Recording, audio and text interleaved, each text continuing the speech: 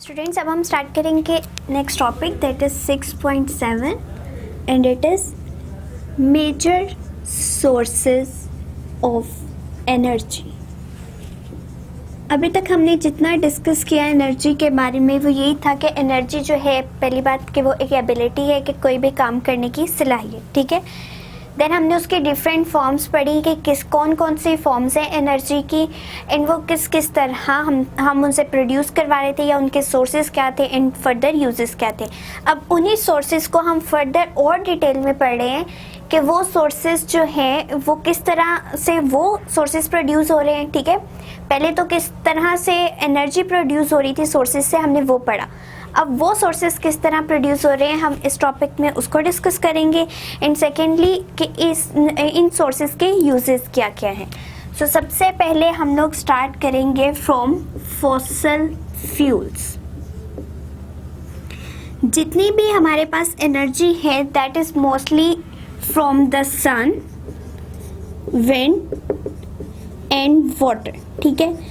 इन तीन चीज़ों की वजह से हमारे पास ज़्यादा एनर्जी है, ठीक है। एनर्जी का मेजर पोर्शन जो है वो इन तीनों पे डिपेंड कर रहा है। लेट्स सपोज कि 80% जो हमारा पोर्शन है that is depending on the energy that is coming from the sun and from the wind and from water.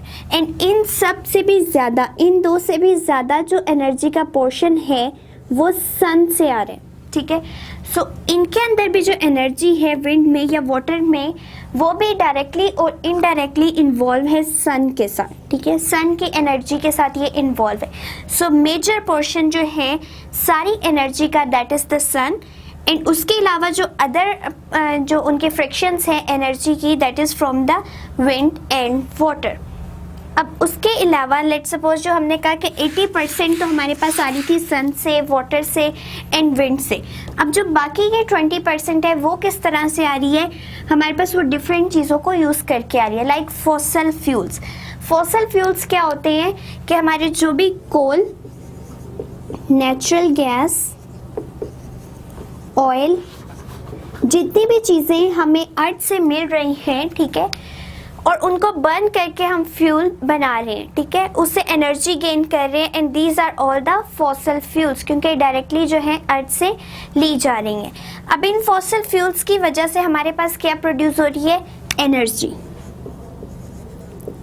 अब उस एनर्जी में मेजर पोर्शन जो है वो एनर्जी किस चीज़ पे डिपेंड कर रही है, it is depending on hydrocarbons.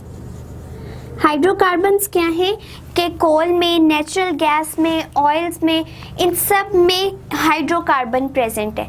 Hydrocarbon क्या है, hydro means hydrogen and carbon mean carbon. So हमारे पास इनमें कोल में, नेचुरल गैस में, ऑयल में, इन सब में हाइड्रोजन एंड कार्बन प्रेजेंट है, ठीक है। एंड हाइड्रोजन एंड कार्बन जो फर्दर एयर के साथ जब एक्ट करती है, जिसमें ऑक्सीजन प्रेजेंट है, ऑक्सीजन है एयर में, उसके साथ जब रिएक्शन करती है उस प्रोसेस में हमारे पास एनर्जी प्रोड्यूस होती है, ठीक है। सो हम जितना भी फॉसिल फ्यूल यूज़ कर रहे हैं लाइक कोल है, नेचुरल गैस है, ऑयल्स वगैरह हैं, वो हम मोस्टली क्यों यूज़ कर रहे हैं, घरों में यूज़ कर रहे हैं हीट प्रोड्यूस करने के लिए, ठीक है। हीट प्रोड्यूस करने के लिए ये यूज़ हो रहे हैं। इंडस्ट्रीज़ में यूज़ हो रही है, इंडस्ट्रीज़ में और ट्रांसपोर्टेशन में हमारे पास ये यूज़ होती है, ट्रांसपोर्टेशन, ठीक है। सो हम फ्यूल्स वगैरह को यूज़ कर रहे हैं एंड उनसे एनर्जी प्रोड्यूस करवा रहे हैं। उस एनर्जी से फर्दर हम जो है घरों में हीट प्रोड्यूस करवा रहे हैं, लाइक घरों को गर्म करने के लिए हम लोग वो एनर्जी यूज़ करें, इंडस्ट्रीज़ में वो एनर्जी यूज़ हो रही है एंड अदर जो ट्रांसपोर्टेशन वगैरह है उसमें भी ये चीज़ें यूज़ हो रही हैं, फॉसिल फ्यूल्स यूज़ हो रहे हैं। एंड अब हमारे पास जो यहाँ पे हाइड्रोजन एंड कार्बन आ रही है, ठीक है, क्योंकि ये compound of hydrogen and carbon are present in fossil fuels, ठीक है। सो जब ये एयर में इनको बर्न करवाया जाएगा तो वो एयर से क्या लेंगे, ऑक्सीजन। अब जब वो ऑक्सीजन लेंगे तो इनका केमिकल रिएक्शन किस तरह होगा। सो अभी हम स्टार्ट करें केमिकल रिएक्शन से। सो केमिकल रिएक्शन में अगर कार्बन को ही सिर्फ ऑक्सीजन के साथ रिएक्ट करवाया जाए, carbon plus oxygen. So it will give carbon dioxide plus heat. ठीक है, ये था हमारे पास एक केमिकल रिएक्शन. और अगर अब हम पूरे हाइड्रोकार्बन को ही ऑक्सीजन के साथ रिएक्ट करवाएं तो क्या प्रोड्यूस होगा? Hydrocarbon plus oxygen. So it will give firstly carbon dioxide. ठीक है, कार्बन डाइऑक्साइड और हीट तो कार्बन एंड एनर्जी के रिएक्ट करने से आ रही थी. ठीक है, and some amount of heat will come when जो है ऑक्सीजन रिएक्ट विद हाइड्रोजन. अब जो हाइड्रोजन ऑक्सीजन के साथ रिएक्ट करके बेसिक एलिमेंट जो देगी that will be hydrogen oxygen. ठीक है, अब वो हाइड्रोजन ऑक्सीजन क्या दे रहा है हमें? वाटर. ठीक है, वाटर प्लस हीट हमारे पास इस पूरे प्रोसेस में आएगी.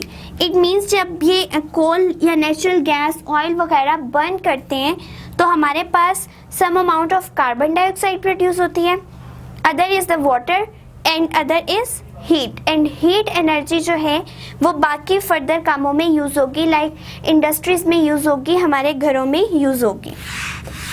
सो ये इसका था केमिकल रिएक्शन. अब केमिकल रिएक्शन के अकॉर्डिंग हमारे पास जो कार्बन डाइऑक्साइड गैस आ रही है या वाटर वगैरह आ रहे हैं वो भी किसी ना किसी तरह हेल्पफुल होंगे. इधर अब हम स्टार्ट करते हैं इसके एडवांटेजेस एंड डिसएडवांटेजेस. एडवांटेजेस में हमारे पास आ जाएगा कि ये यूज़ होती है ट्रांसपोर्टेशंस में, इंडस्ट्रीज में एंड फर्दर हाउसेस में. ठीक है, सो अगर हमारे पास फॉसिल फ्यूल्स जो हैं वो एनर्जी प्रोड्यूस करवा रहे हैं तो वो हमें हेल्पफुल कर रहे हैं इन तमाम चीज़ों में कि एनर्जी को गेन करके जो कि हीट की फॉर्म में आ रही है उससे अदर वर्क परफॉर्म किया जा सके.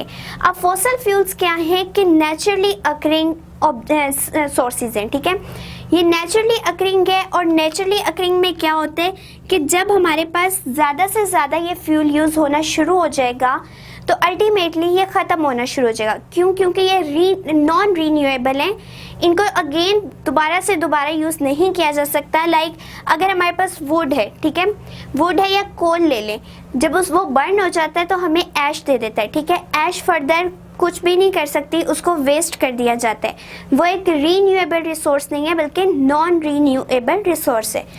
सो अगर नॉन रीन्यूएबल रिसोर्स है एंड मिलियन ऑफ ईयर्स लग जाते हैं फॉसिल फ्यूल्स की प्रिपरेशन में, क्योंकि अर्थ के नीचे इतना हाई टेम्परेचर और हाई प्रेशर पे जो भी डीकम्पोजिशन होती है उसकी वजह से ही हमारे पास फॉसिल फ्यूल्स आते हैं. लाइक डेड बॉडीज़ जो हैं एंड बरेड प्लांट्स जो हैं वो सारे हमें फॉसिल फ्यूल्स दे रहे हैं. अब उनकी डीकम्पोजिशन मिलियन ऑफ ईयर्स में होती है. जब इतनी देर लगेगी हमारे पास फॉसिल फ्यूल के प्रिपरेशन में और जितना वाइडली हम उसको यूज़ करते जाएंगे तो हमारे पास इसकी प्रोडक्शन कम हो जाएगी. लाइक आजकल पाकिस्तान में भी यही है कि हमारे पास हर चीज़ की प्रोडक्शन कम हो चुकी है और उसकी कंजप्शन बहुत ज़्यादा है. और इसी तरह अगर फर्दर हम फॉसिल फ्यूल्स को बहुत ज़्यादा यूज़ करते रहे उससे एनर्जी गेन करने के लिए तो हमारी जितने भी रिसोर्सेज हैं फॉर द फॉसिल फ्यूल्स वो ख़त्म हो जाएंगे. एंड इसके ये इकोनॉमिकली हमारे लिए बहुत ही नुकसानदेह है. इंडस्ट्रीज़ में भी ये बहुत बड़ा लॉस होगा अगर हमारे फॉसिल फ्यूल्स जितनी स्पीड से हम यूज़ करें वो ख़त्म हो जाएंगे. सो इसके एडवांटेजेस यही थे कि ये ट्रांसपोर्टेशन वगैरह में यूज़ हो रहा है. एंड फर्दर अब हम डिसएडवांटेजेस पे आ जाते हैं.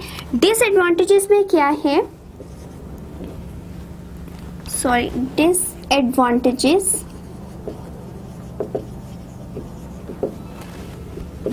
डिसएडवांटेजेस इसके इस तरह से हैं कि इसके जब बर्निंग होती है तो हमारे पास कुछ ऐसी गैसेस प्रोड्यूस हो जाती हैं जो कि बहुत हार्मफुल इफ़ेक्ट कॉज करती हैं. लाइक अगर जब हमारे पास ये बर्निंग हो गई, ठीक है, बर्निंग के बाद कोल की बर्निंग के बाद या जितने भी फॉसिल फ्यूल्स हैं उनकी बर्निंग के बाद जो हमारे पास प्रोड्यूस होगी that will be carbon monoxide gas. Carbon monoxide gas. And carbon monoxide gas एक ऐसी हार्मफुल गैस है जो कि हमारे बहुत ज़्यादा हेल्थ प्रॉब्लम कॉज कर रही है, and it is the major source of pollution. जितनी भी इन्वायरमेंटल पोल्यूशन हो रही है वो इसी वजह से हो रही है कि ट्रांसपोर्टेशन वगैरह के लिए हम लोग फॉसिल फ्यूल्स को यूज़ कर रहे हैं, लाइक कोल वगैरह को यूज़ कर रहे हैं, फर्दर और ऑयल को यूज़ कर रहे हैं, पेट्रोलियम वगैरह यूज़ हो रहा है, एंड उसकी बर्निंग से जो हमारे पास अल्टीमेटली आती है that is the carbon monoxide gas. And carbon monoxide gas बहुत ज़्यादा पोल्यूशन कॉज कर रही है, ठीक है। एंड पोल्यूशन से क्या हो रहा है, हमारे पास हेल्थ प्रॉब्लम्स आ रही हैं, हेल्थ प्रॉब्लम्स कॉज हो रही हैं। अब हेल्थ प्रॉब्लम कौन कौन सी है जो कि पोल्यूशन की वजह से आ रही है? First is the headache. जितने भी मोस्टली बाहर निकलें तो ट्रांसपोर्टेशन की वजह से सर में दर्द शुरू हो जाती है, that is only because of the pollution. और वो पोल्यूशन क्यों कॉज हो रही है? Due to the carbon monoxide gas जो कि बर्निंग से आ रही है फॉसल फ्यूल्स की, ठीक है। सो जितनी भी एयर में पोल्यूशन हो रही है एंड जब बाहर निकलें तो हमें हेडेक फील होती है, वो पोल्यूशन की वजह से होती है। एंड सेकेंडली हमारे पास जो है टेंशन लेवल बहुत इंक्रीज़ कर, टेंशन लेवल क्यों इंक्रीज़ कर रहा है? क्योंकि कार्बन मोनोऑक्साइड गैस जो है वो पोल्यूशन कॉज कर रही है, एंड ये जो है रूडनेस की वजह है। जितने भी लोग बहुत ज़्यादा जो बाहर रहते हैं, लाइक रोड्स पे रहते हैं, ड्राइवर्स वगैरह, उनमें रूडनेस एंड टेंशन लेवल बहुत ज़्यादा होते हैं। वो इसी वजह से होते हैं क्योंकि वो ऑल द टाइम पोल्यूशन में रहते हैं एंड कार्बन मोनोऑक्साइड उनके बिहेवियर को टोटली चेंज कर रही है। इसी तरह से हमारे पास नोज़िया, ठीक है, जितनी भी मतली वगैरह फील होती है। देन हमारे पास आ जाते हैं irritation of eyes, irritation of eyes, आंखों में बहुत ज़्यादा इरिटेशन होती है, इवन गले में भी जो है वो प्रोड्यूस हो रही होती है। Irritation of eyes, nose and throat, गले वगैरह में जो खराश होती है। एंड अदर जो है हमारे पास प्रॉब्लम्स आ रही हैं, एलर्जी बहुत बढ़ रही है। वो क्यों हो रही है? ड्यू टू पोल्यूशन, ठीक है। जितनी पोल्यूशन ज़्यादा होती जाएगी उतनी ही डिसऑर्डर्स क्रिएट होते जाएंगे, हेल्थ प्रॉब्लम बहुत ज़्यादा होती जाएगी। एंड हमारे पास जो एलर्जी वगैरह है, इरिटेशन है, वो बहुत जो है हाई लेवल पे चली जाएगी। एंड इसके अलावा अगर फिर भी ये सब चीज़ों के अलावा भी बहुत ज़्यादा यूसेज हो रहा है फॉसिल फ्यूल्स का, और कोई इंसान जो है वो बहुत ज़्यादा ही बाहर रहता है, तो उसमें और ज़्यादा हेल्थ प्रॉब्लम्स क्रिएट हो जाएंगे, and that is fossil fuels. So उसमें मेजर जो डिजीज़ेस आएंगी वो हो जाएगी हार्ट डिजीज़ेस। हार्ट डिजीज़ेस इसीलिए ज़्यादा हो रही हैं क्योंकि पोल्यूशन जो है वो बहुत ज़्यादा होती जा रही है। देन हमारे पास जो है लंग्स की जितनी भी प्रॉब्लम्स आ रही हैं वो बेसिकली है ही पोल्यूशन की वजह से। लंग्स जो है उनमें क्या होता है, हर टाइम आप पोल्यूटेंट एयर में ब्रीथ कर रहे होते हैं, जिसकी वजह से कार्बन मोनोऑक्साइड आपके लंग्स को ख़राब कर रही होती है। तो जितनी कार्बन मोनोऑक्साइड आप इनहेल करेंगे उतनी ही ज़्यादा हार्ट डिजीज़ेस भी बढ़ेंगी, आपके लंग्स प्रॉब्लम भी बढ़ेंगी, and the other is asthma. So सांस की प्रॉब्लम बहुत ज़्यादा होती जा रही है। It is all due to the presence of carbon monoxide gas that is causing the pollution in the air. So fossil fuels हमारे पास अगर एक तरफ हमें एडवांटेज दे रहे हैं कि वो एनर्जी को प्रोड्यूस करवा रहे हैं, हीट एनर्जी हमें दे रहे हैं और वो बहुत ज़्यादा यूज़ हो रही है, अदर साइड पे वो हमें इतने डिसएडवांटेजेस भी दे रहे हैं कि हम जो है उसका कम से कम यूज़ करें तो वो हमारे लिए ज़्यादा यूज़फुल होगा। सो इसको जो है इसके अदर जो रिसोर्सेज हैं वो उनसे हमें पता चलेगा कि अगर फॉसिल फ्यूल्स को कम से कम यूज़ किया जाए तो हमारे पास कौन सा ऐसा फैक्टर है जिसको ज़्यादा यूज़ करके हम एनर्जी ज़्यादा से ज़्यादा गेन कर सकते हैं एंड अपनी पोल्यूशन लेवल को भी कम कर सकते हैं। सो हमारा फॉसिल फ्यूल्स जो है वो एंड हो गया। अब second is the nuclear fuels. तो हमारे पास जो न्यूक्लियर फ्यूल्स है वो अदर फॉर्म ऑफ एनर्जी है जहाँ से हम एनर्जी को गेन कर सकते हैं। So it is a nuclear fuel. Nuclear fuels में क्या होता है, हमारे पास न्यूक्लियर एनर्जी प्रोड्यूस होती है, ठीक है। न्यूक्लियर फ्यूल से न्यूक्लियर एनर्जी आ रही है एंड न्यूक्लियर एनर्जी आती कहाँ से? जितना भी हमारा फिशन रिएक्शन हो रहा है वो सारा प्रोड्यूस कर रहे हैं nuclear energy in the form of nuclear radiations. Fission reaction में क्या होता है कि एक रेडियो एक्टिव एलिमेंट, ठीक है, रेडियो एक्टिव एलिमेंट हमारे पास सबसे मोस्ट कॉमन जो है दैट इज़ यूरेनियम, ठीक है। यूरेनियम का आइसोटोप U-238 ये मोस्ट कॉमनली यूज है, ठीक है।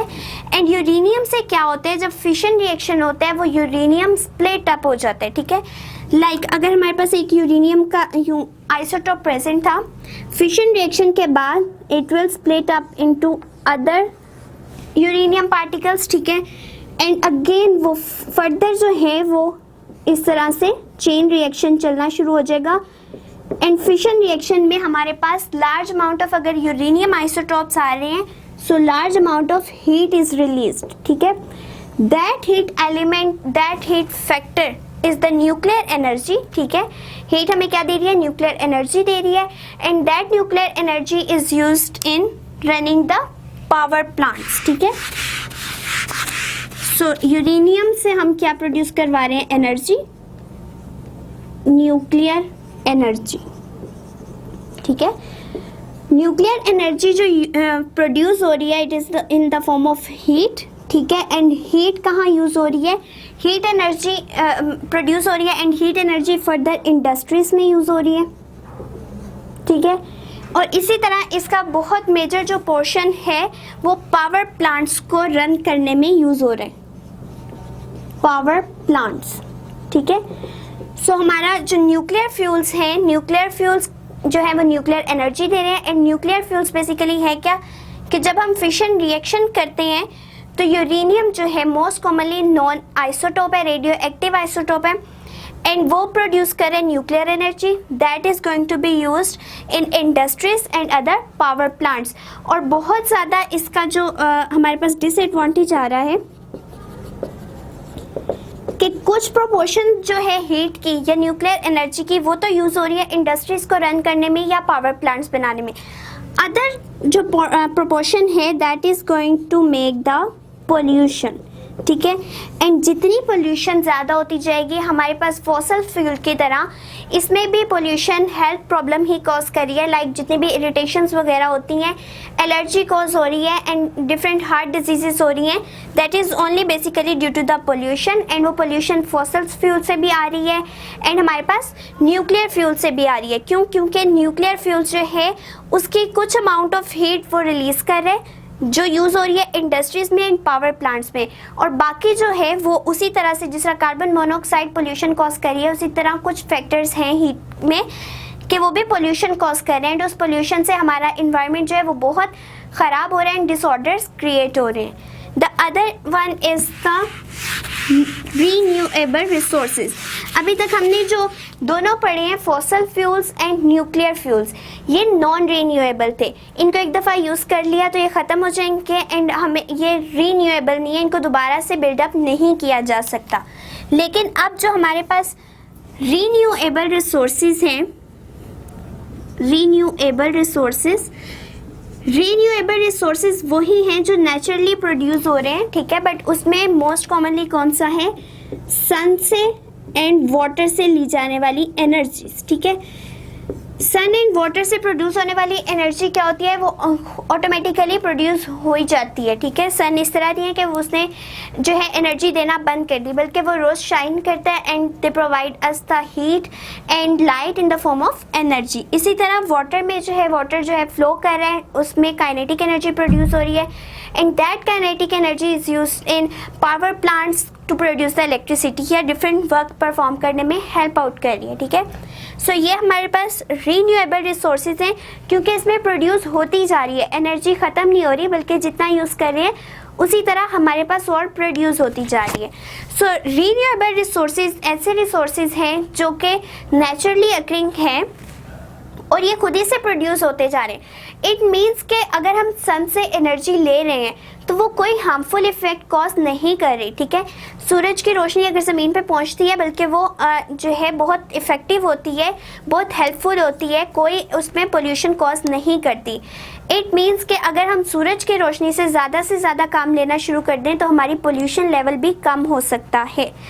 रीन्यूएबल रिसोर्सेज में भी हमारे पास फर्दर आ जाती हैं सब हेडिंग्स, जो कि किस तरह से energy from water, energy from water. अब वो एनर्जी जो कि हम वाटर से गेन कर रहे हैं, ठीक है। वाटर में क्या है कि वाटर में जितनी भी हमारे पास एनर्जी है वो एक तो बहुत चीप है, ठीक है। क्यों? क्योंकि हमें उस पर कोई भी वर्कआउट नहीं करना पड़ा, वो ऑटोमेटिकली हमें मिलती जा रही है। वाटर जैसे जैसे मूव करता है काइनेटिक एनर्जी प्रोड्यूस हो जाती है, एंड दैट काइनेटिक एनर्जी जो है वो यूज़ होती है फर्दर डिफरेंट वर्क्स परफॉर्म करने में।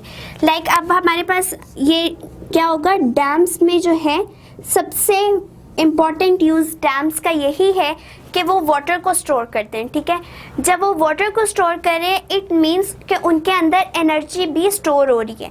डैम्स का यही काम है कि जो डिफरेंट सिटीज़ में या डिफरेंट वर्ल्ड पार्ट्स में क्या होता है कि हम डैम्स बना देते हैं। डैम्स से क्या होता है, वाटर स्टोरेज।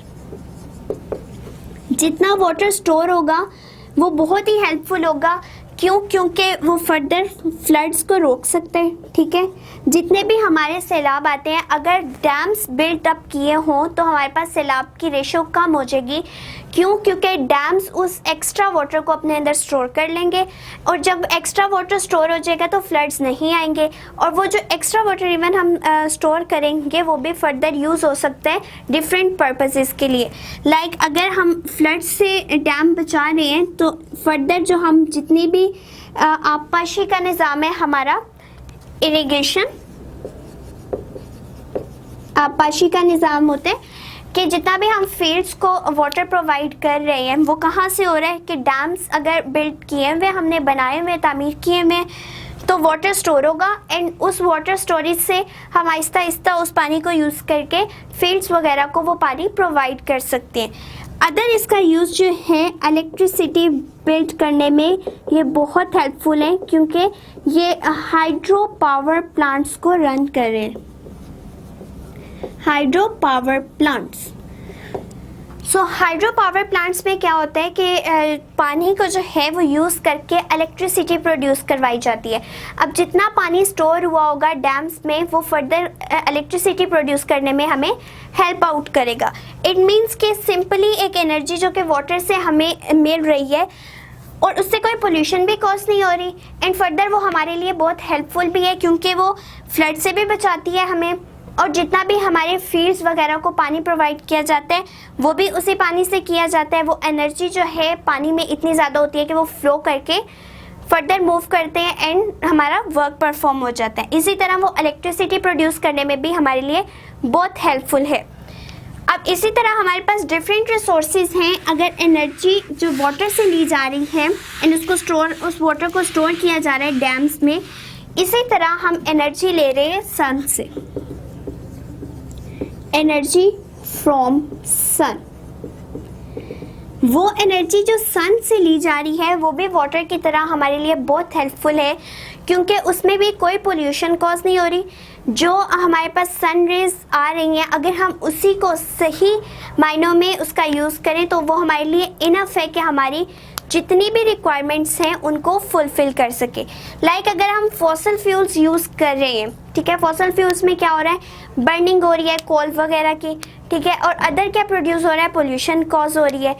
लेकिन अगर वही चीज़ें हम लोग सन की लाइट से प्रोड्यूस करना शुरू करवा दें, ठीक है, सनलाइट को हम यूज़ करके ऐसी ट्रांसपोर्टेशन बना दें, क्योंकि आजकल सोलर कार्स भी बन चुकी हैं, उसमें क्या होता है कि जो है सूरज की रोशनी को ही यूज़ किया जाता है, तो हमारी ट्रांसपोर्टेशन भी सोलर एनर्जी पे वर्कआउट कर सकती है। इसी तरह अगर हम गीज़र्स वगैरह यूज़ कर रहे हैं तो गीज़र वगैरह के अकॉर्डिंगली जो हमारे पास दूसरा उसका अल्टीमेट प्रोसेस है वो ये है कि हम सोलर एनर्जी को यूज़ करके बहुत ज़्यादा उससे काम करवा सकते हैं, ठीक है। इसी तरह हम हाउसेस को गर्म रखने के लिए भी सोलर एनर्जी यूज़ कर रहे हैं। तो अगर हम अपने नेचुरल सोर्सेज को जो कि रीन्यूएबल रिसोर्सेज हैं उनको ज़्यादा यूज़ करेंगे तो हमारे लिए पोल्यूशन भी कम होती जाएगी एंड वो हमारे लिए बहुत चीप प्रोसेस भी है, क्योंकि वो गॉड गिफ्टेड है, हमें हर टाइम मिल रहा है। ऐसा नहीं हुआ कि जो है किसी दिन सूरज ना निकला हो और हमारे पास वो एनर्जी ना हो। क्यों? क्योंकि जो डिवाइसेस बनाई जाती हैं सोलर से चलने वाली, उनके अंदर कैपेसिटी रखी जाती है कि वो सोलर लाइट को एब्जॉर्ब कर सके। तो जब वो एब्जॉर्ब कर लेती हैं, स्टोरेज हो जाती है, तो वो कुछ दिन तक हमारे पास वर्किंग कंडीशन में रह सकती है चीज़। इसीलिए अब जो एनर्जी फ्रॉम द सन है वो डिफरेंट पर्पसेस के लिए यूज़ हो रही है। सो इसका पहला पर्पस जो हम लोग यूज़ कर रहे हैं, it is for solar heating, solar house heating, solar house heating. Solar से पता चल रहा है हम सन की लाइट को यूज़ कर रहे हैं, सनलाइट यूज़ हो रही है। एंड हाउस हीटिंग मीन्स घरों को गर्म रखने के लिए, ठीक है। सो हम सन की लाइट से घरों को गर्म भी रख सकते हैं। वो किस तरह से रख सकते हैं उसका एक पूरा प्रोसेस है। हम कुछ ऐसे पैनल्स यूज़ करते हैं जो कि सन की लाइट को स्टोर करते हैं एंड फर्दर जब वो स्टोरेज हो जाती है तो आगे प्रोसेस होने के बाद वो कोल्ड वाटर को वार्म वाटर में कन्वर्ट कर देते हैं, ठीक है। कन्वर्ट नहीं बल्कि कोल्ड वाटर को ही वार्म कर देते हैं। इसी तरह से अब क्या हो रहा है कि हमारे पास जो सनलाइट है उसको एब्जॉर्ब करेगी, ठीक है।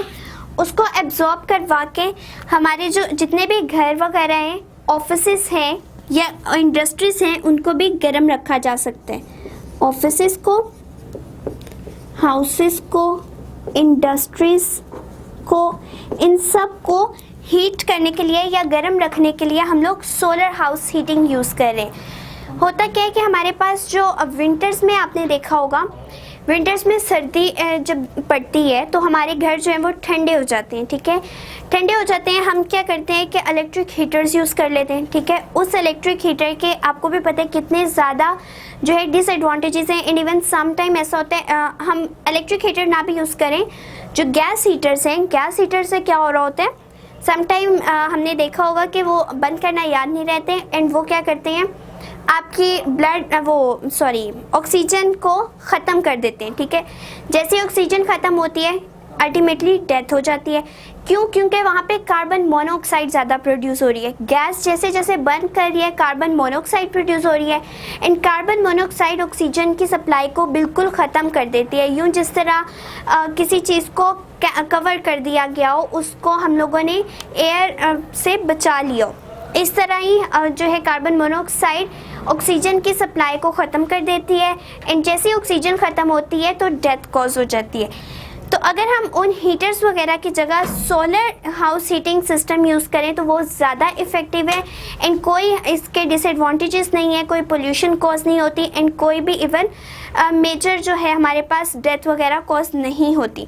क्यों? क्योंकि सारा काम जो है वो सनलाइट से हो रहा होता है एंड सनलाइट से जो है वो नेचुरली मिलती जा रही है, तो ये भी एक बहुत चीप प्रोसेस है। अब सोलर हाउस हीटिंग में हमारे पास जो मशीनरी किस तरह से यूज़ होती है, हमारे पास पैनल है क्या, हमारे पास एक इस तरह से प्लेट बनी होती है, ठीक है। यूँ एक प्लेट है, ठीक है, that is a metal plate. ये एक मेटल प्लेट है, इसके ऊपर ये ग्लास प्लेट है, ठीक है। ये लेट्स सपोज ये एक ग्लास है, ठीक है। अब इस ग्लास के ऊपर सन रेज फॉल कर रही है, ठीक है, ये सन रेज है। अब सन रेज जब इस ग्लास के ऊपर फॉल कर रही है जिसके नीचे मेटल प्लेट है, तो उधर से क्या होगा कि मेटल प्लेट जितना भी हमारे पास इस तरह से हाउस है, ठीक है, ये मेटल प्लेट के अंदर इस तरह बनी होती हैं कॉपर ट्यूब्स, ठीक है, copper tubing, aluminium foil, aluminium foil है, ठीक है। अब यहाँ पे हमारे पास सप्लाई किया गया है इस तरह से एंड यहाँ पे लेट्स सपोज यहाँ पंप अटैच हुआ है, ठीक है, एंड इधर से एक पाइप जा रहा है जो कि हमें हॉट वाटर प्रोवाइड करेगा। अब इस पूरे प्रोसेस में इस पैनल में तीन चीज़ें हैं हमारे पास। First one is collector, second one is हमारे पास स्टोरेज डिवाइस, एंड थर्ड जो हमारे पास है that is distribution system. Distribution system.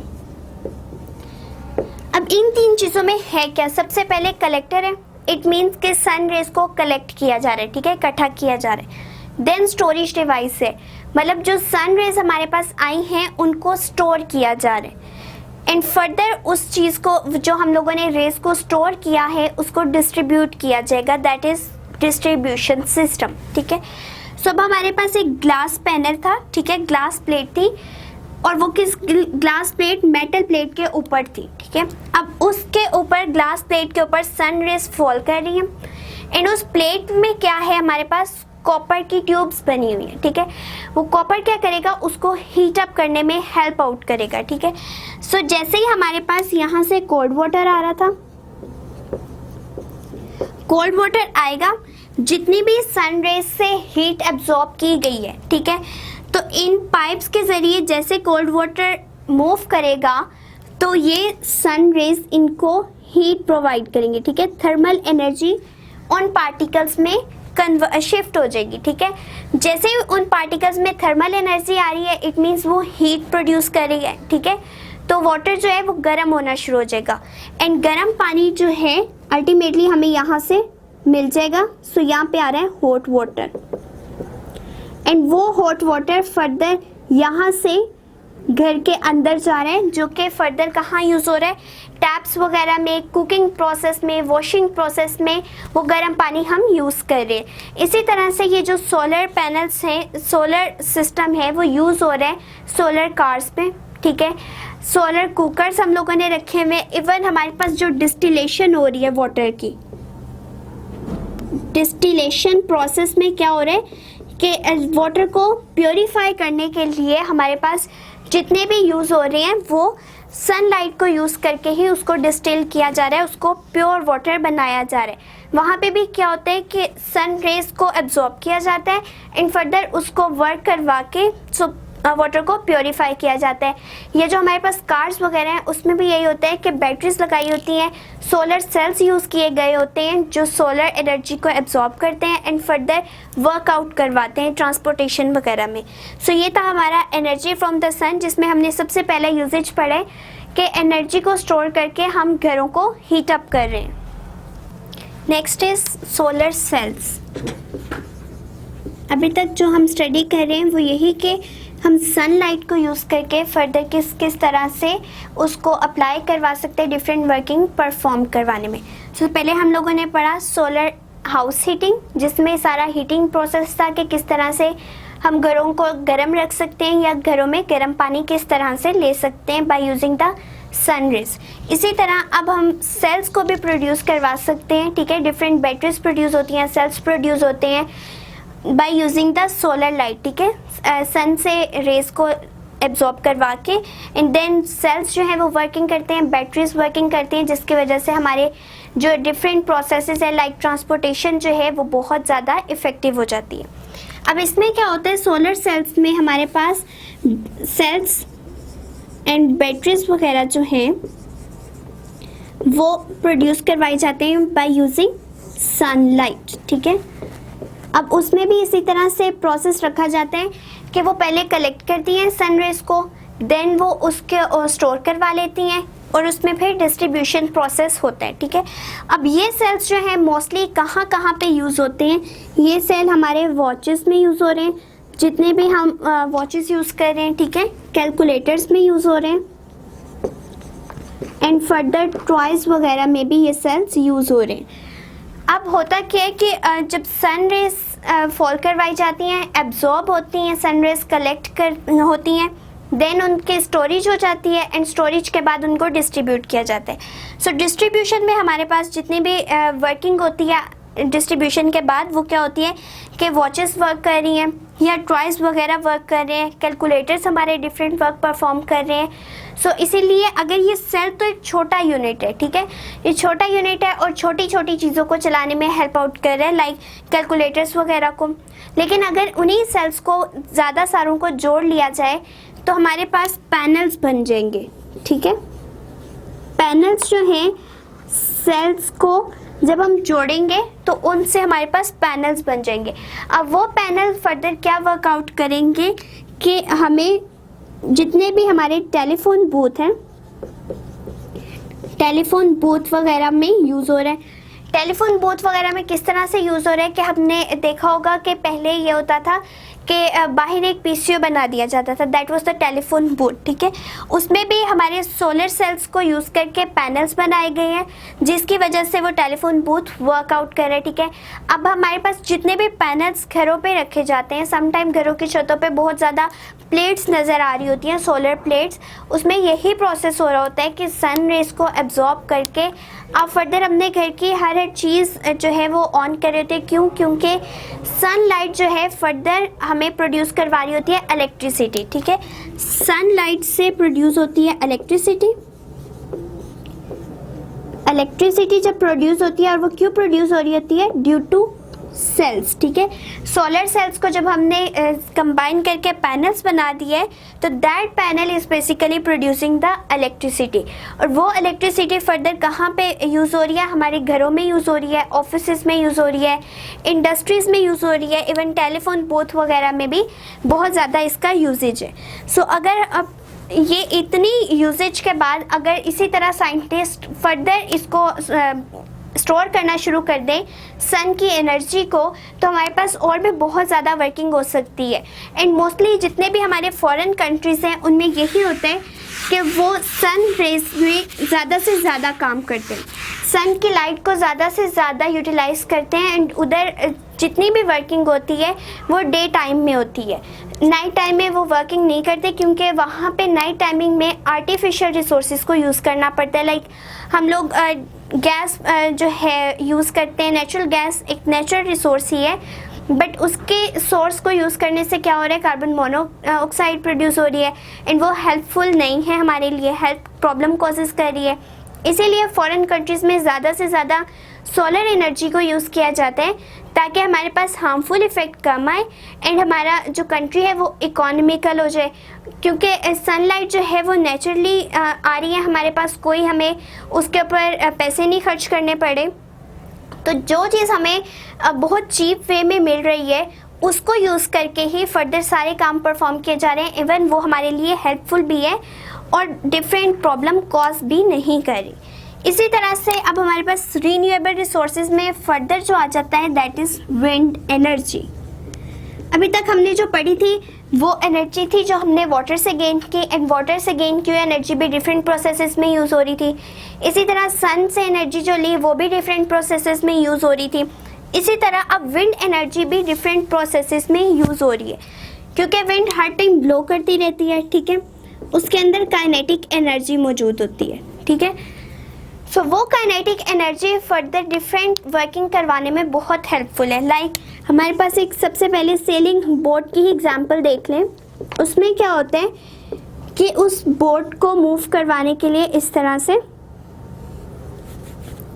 उसके वर्किंग ही किस तरह हो रही है, ये वाटर में बोट जो है वो मूव करना चाह रही है। अब यहाँ पे क्या होगा कि इस कपड़े को मूव करवाने में एयर हेल्पफुल होगी, ठीक है। और एयर में क्या है? काइनेटिक एनर्जी, एंड ये काइनेटिक एनर्जी इस बोट को फर्दर आगे मूव करवाएगी, जिसकी वजह से और काइनेटिक एनर्जी प्रोड्यूस होगी एंड बोट जो है वो फ्लो करती रहेगी। क्यों? क्योंकि मोशन होती ही काइनेटिक एनर्जी की वजह से।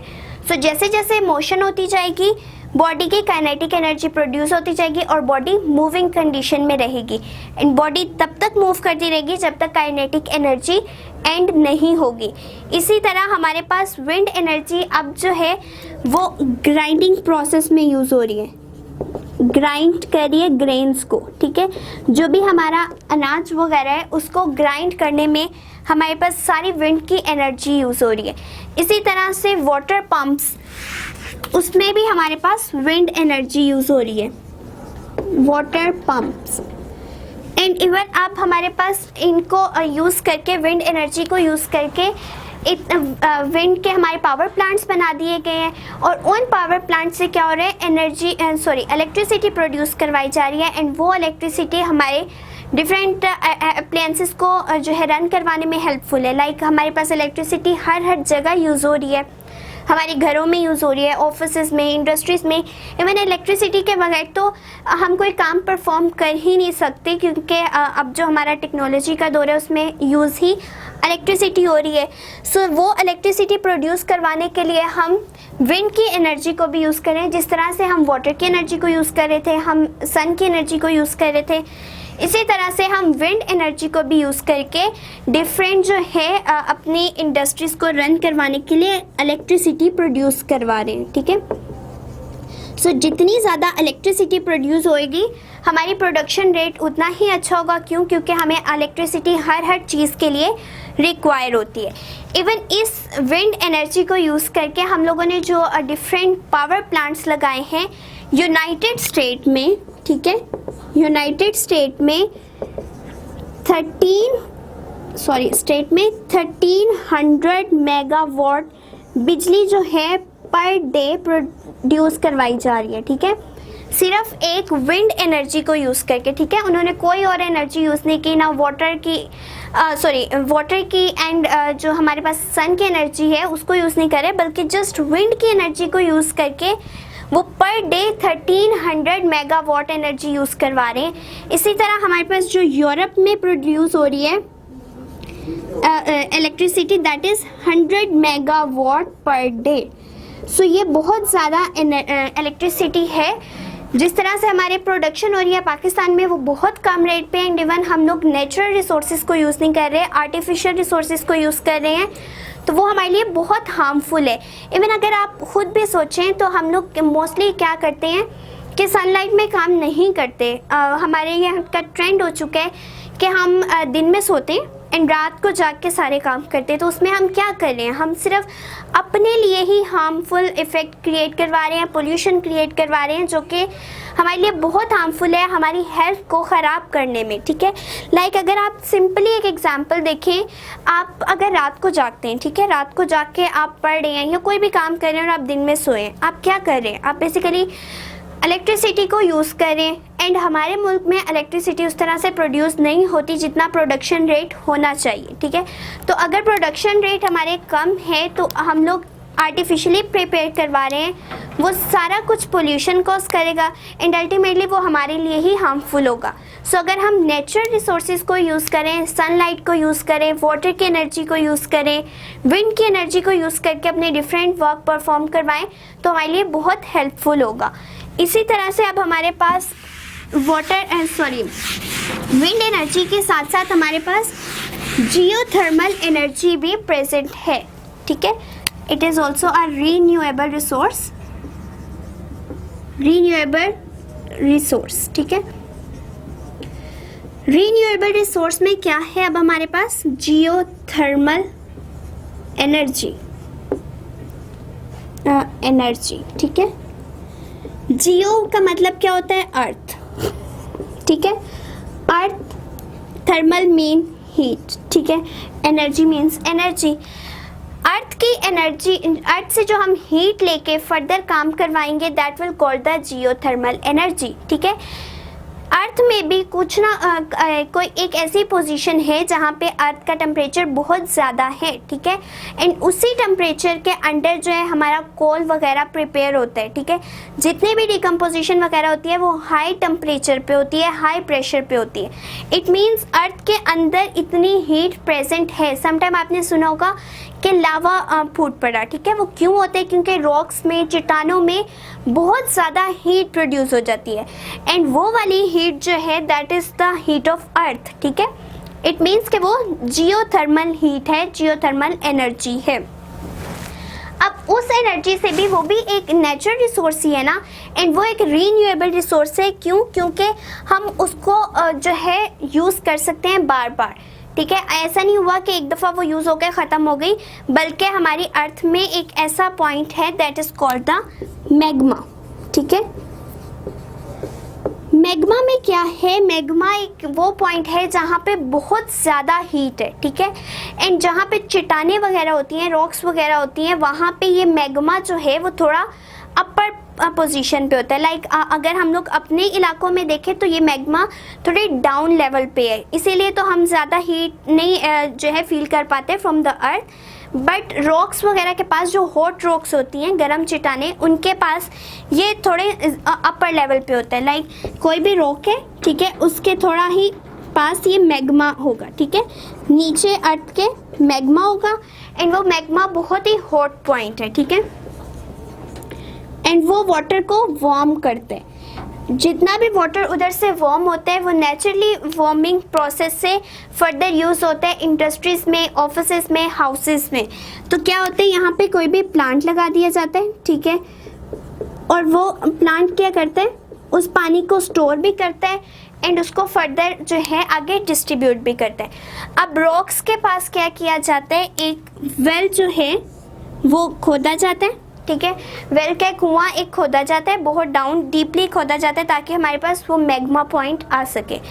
वाटर को अंदर जब फॉल करवाएंगे वो कोल्ड होगा, ठीक है, कोल्ड वाटर जब मैग्मा के पास पहुंचेगा जो कि बहुत ही एनर्जी वाला और हीट अप पॉइंट है, तो वो वाटर को वार्म कर देगा एंड वार्म वाटर जो है फर्दर प्लांट में जब स्टोर हो गया और वहाँ से वो हाउसेस वगैरह में डिस्ट्रीब्यूट कर दिया जाएगा।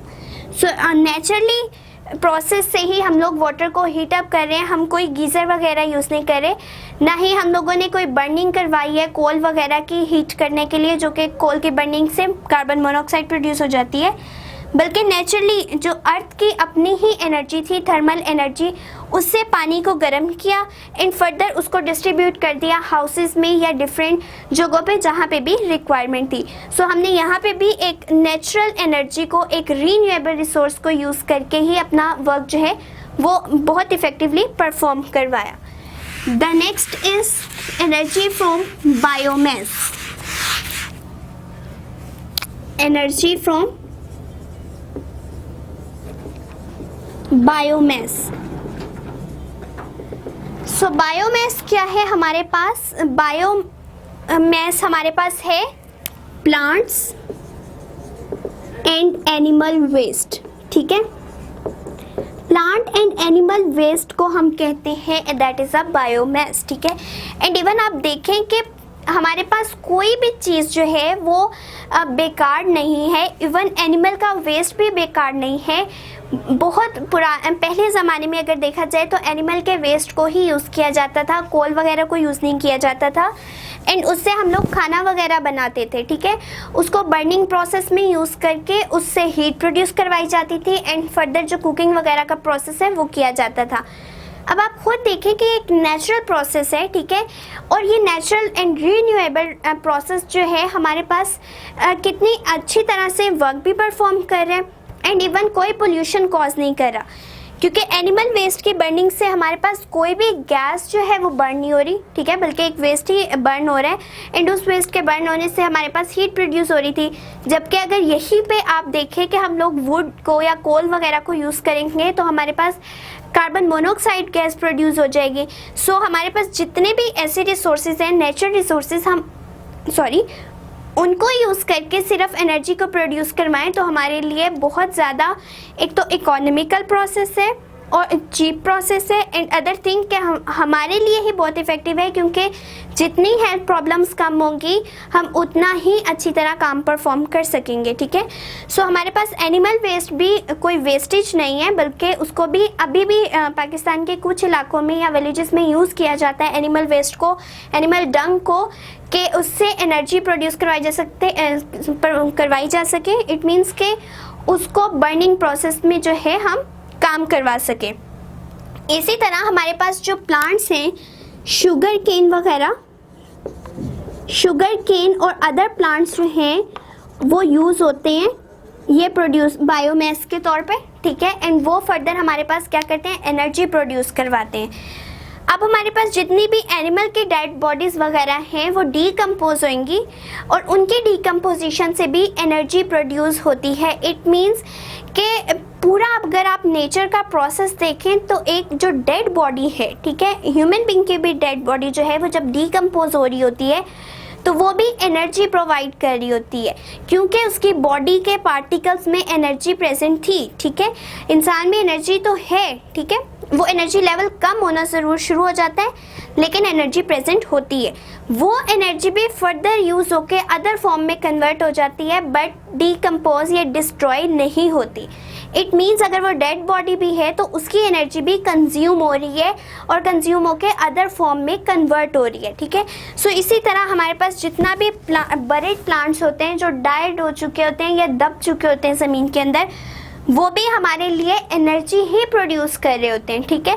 और एनिमल का जितना भी वेस्ट है, लाइक हम एनिमल डंग को यूज़ करके एंड फर्दर जो डाइड प्लांट्स हैं उनको यूज़ करके भी एनर्जी को प्रोड्यूस करवा रहे होते हैं, and that energy is using for producing electricity, ठीक है। ये किस तरह से इलेक्ट्रिसिटी प्रोड्यूस कर रहे होते हैं, क्योंकि हमारे पास जितने भी बरेड प्लांट्स हैं, ठीक है, जो कि दब चुके थे ज़मीन के नीचे या डाइड थे, ठीक है, मुर्दा हो चुके थे, एंड एनिमल डंग जितना भी था, एनिमल वेस्ट वगैरह, उसमें से मीथेन गैस प्रोड्यूस होती है, ठीक है। जो मीथेन गैस है, मीथेन, ठीक है, वो मीथेन गैस फर्दर यूज़ होती है for producing electricity. It means animal के वेस्ट से भी हम इलेक्ट्रिसिटी प्रोड्यूस करवा रहे हैं। तो ये कितना चीप वे है हमारे लिए कि हम नेचुरल रिसोर्सेज को ही यूज़ करके अपनी इलेक्ट्रिसिटी प्रोड्यूस करवा लें।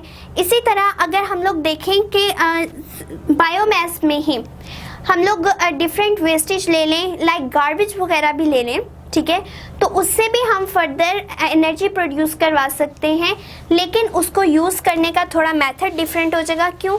क्योंकि हम एनिमल वेस्ट को भी यूज़ करने के लिए हमारे लिए थोड़ा कॉम्प्लिकेटेड हो जाता है, हम उस चीज़ को अच्छा नहीं समझते। बट अगर हम लोग इन चीज़ों को, नेचुरल रिसोर्सेज को यूज़ करना शुरू कर दें तो हमारे लिए बहुत ज़्यादा बेहतर होगा, and it is helpful for you कि आप दिन के रोशनी में ज़्यादा काम करें, नाइट को ना ज़्यादा जागें, ना काम करें, ना इतनी ज़्यादा इलेक्ट्रिसिटी को खर्च करें, बल्कि डे लाइट में सोलर लाइट से ज़्यादा काम परफॉर्म करें, ताकि आपके लिए भी हेल्पफुल हो, एंड फर्दर जितनी भी हमारी कंजप्शन हो रही है उसका रेट भी कम हो सके।